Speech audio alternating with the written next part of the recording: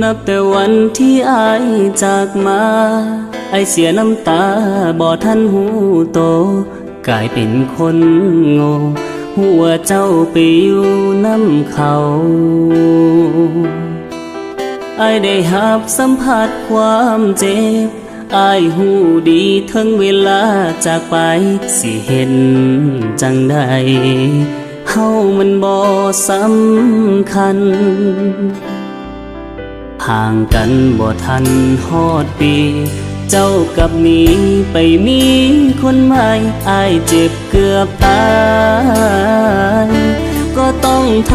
ำใจความเจ็บปวดมันเกินบรรยายความเหงาใจเข้ามาแทนที่น้ำตาที่มีมันไหลอาบท่วมหัวใจความเสียใจมันเกินจะทนสุดที่อายนั้นจะหาบได้อายเจ็บหัวใจมันสุดเสียใจอีหลี